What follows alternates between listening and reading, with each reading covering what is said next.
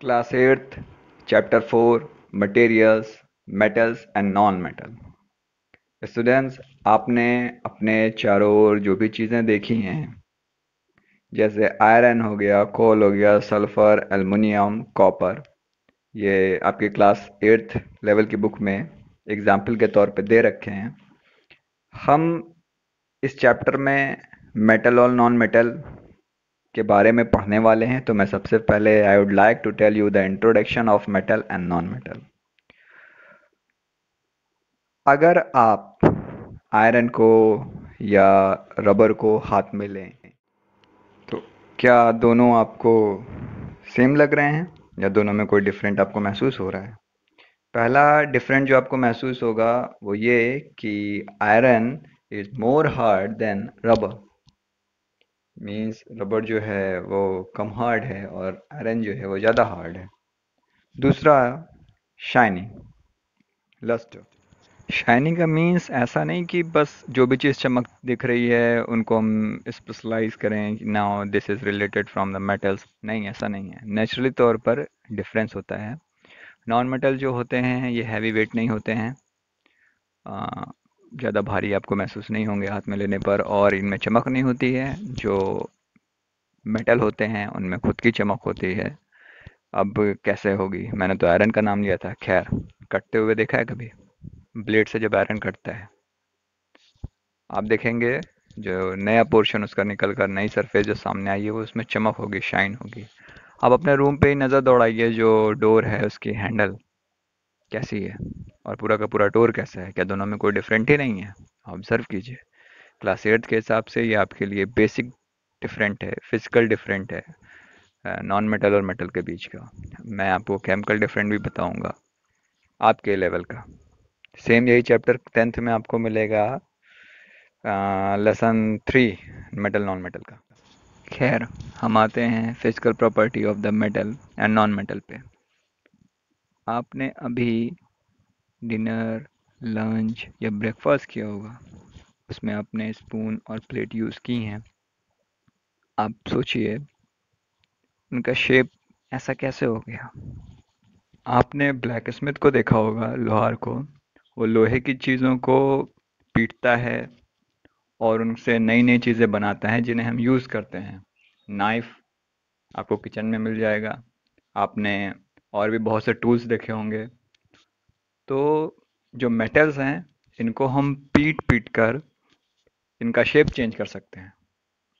अब यही चीज़ आप कोयले और लकड़ी यानी वुड और कोल पर ट्राई कीजिए। क्या उनको हम पीट पीट कर पतला कर सकते हैं, एक शीट बना सकते हैं? नहीं। तो ये जो एबिलिटी है ये मेलिएबिलिटी कहलाती है।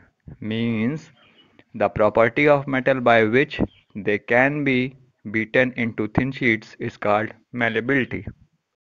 malleability को और कायदे से समझने के लिए आपको लकड़ी का टुकड़ा एक लेना होगा, एक वायर वो मेटल का हो, और एक कील, नेल लेनी होगी, और एक हैमर जिससे आप उस पर चोट करने वाले हैं बारी बारी से। आप जब बारी बारी से चोट करेंगे वायर पे, नेल पर, आयरन नेल पर, और लकड़ी के टुकड़े पे, और फिर कोयल, तो आप देखेंगे कि वायर जो है वो पतला हो गया, लेकिन जो कोयले का टुकड़ा या लकड़ी का टुकड़ा था वो टूट गया, ब्रेक हो गया। तो ये जो एबिलिटी थी जिससे वायर आपका पतला हो गया, वो ही मेलेबिलिटी है। मेटल की दूसरी क्वालिटी है ductility. The property of metal by which it can be drawn into wires is called ductility. Malleability से डक्टिलिटी बिल्कुल अलग नहीं है। मेलेबिलिटी में हमने सीखा कि हम इन पर अगर चोट मारते हैं, पीट पीट कर हम इनको पतला कर सकते हैं, शीट में चेंज कर सकते हैं। बिल्कुल वैसे ही अगर हम मेटल को दो सिरों से पकड़कर खींचें, इन पे फोर्स लगाएं, तो ये लंबे होते चले जाएंगे पतले वायर की तरह। यही चीज़ अगर आप कोयले पर या लकड़ी पर ट्राई करेंगे तो वो बीच से ब्रेक हो जाएगी। तो ये खूबी जो है ये डक्टिलिटी होती है। अब हम कह सकते हैं कि मेलेबल या मेलेबिलिटी मेटल्स में होती है, नॉन मेटल्स में मेलेबिलिटी नहीं होती है। डक्टिलिटी मेटल्स में होती है, नॉन मेटल्स में नहीं होती है। फिजिकल प्रॉपर्टी के अकॉर्डिंग एक और चीज़, एक और पॉइंट है अपने पास। कंडक्टर जो मेटल होते हैं ये गुड कंडक्टर हैं हीट और इलेक्ट्रिसिटी के। आप किचन में जाएं और वहाँ पर जो आर्टिकल्स हैं आप उन्हें देखें। आप गौर करेंगे जो हैंडल है वो नॉन मेटल मीन्स वुड या प्लास्टिक की होगी, और जिसमें खाना बनाया जाता है उनको हीट की ज़रूरत होती है तो वो मेटल के होते हैं। क्या हो अगर हैंडल भी मेटल की ही हो, जाहिर सी बात है हम जल जाएंगे, हमारे हाथ को नुकसान हो सकता है। क्या किसी ने लकड़ी के बने हुए पैन या कोई वायर हो जो वुड से बना हुआ हो, क्या उससे लाइट या फैन चलता हुआ किसी ने देखा है? नहीं, वो मेटल के ही होते हैं। इट मीन्स हमें पता चलता है कि metal is good conductor of electricity and heat, and non metal are not good conductor of heat and electricity. Next physical quality है मेटल नॉन मेटल के सनवर्स। आप क्वाइन या मेटल की कोई चीज़ ज़मीन पर गिराइए, उसकी आवाज़ को नोटिस कीजिए, फिर कोयल या वुड लकड़ी की कोई चीज़ आप गिराइए और उसकी जो साउंड जो प्रोड्यूस हो रहा है उसको नोटिस कीजिए। आपने टेंपल में बेल देखी हैं, क्या वो लकड़ी की होती है? नहीं, वो मेटल की होती है। Means they produce ringing sound, it's called sonorous. So what we get from this? Metals are sonorous, non-metal are not. Okay, तो हम लोगों ने कितनी फिजिकल प्रॉपर्टीज गेन की?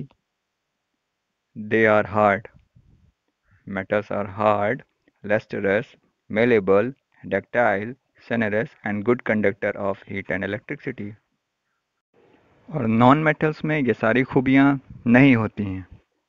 फिजिकल स्टेट की अगर बात करें तो मेटल्स जो हैं वो सॉलिड ही होते हैं। मरकरी और गैलियम दो एक्सेप्शन हैं जो लिक्विड फॉर्म में होते हैं। Non metal, solid, liquid, gas तीनों फॉर्म में होते हैं। एग्जाम्पल के तौर पर कार्बन, सल्फर, फास्फोरस, आयोडीन, ये सब नॉन मेटल हैं और सॉलिड फॉर्म में होते हैं रूम टेम्परेचर पर। ब्रोमीन लिक्विड फॉर्म में होता है, ऑक्सीजन, हाइड्रोजन, क्लोरीन, नाइट्रोजन ये सब गैस के फॉर्म में होते हैं। और भी कई एग्जाम्पल हैं। तो हमने क्लियर कर लिया फिजिकल प्रॉपर्टीज मेटल और नॉन मेटल की। पहली, malleability means metal are malleable and can be beaten into thin sheets. Non-metal are not malleable, they break into pieces. Ductility, metals are ductile, they can be drawn into the wires. Non-metals are non-ductile, they cannot be drawn into wires. Next है luster. Metal have luster and they can be polished. चमक सकते हैं. Non-metals are not luster, they do not shine. However, iodine and graphite, form of carbon, are exception. मतलब ये exception है, ये means ये चमक सकते हैं। नेक्स्ट है hardness. Metal are hard, non metals are generally soft, but diamond is the best exception. Hardest substance है डायमंड। फिर है sonority. Metals are sonorous, non metal are not. Metals are good conductor of heat and electricity, non-metals are not.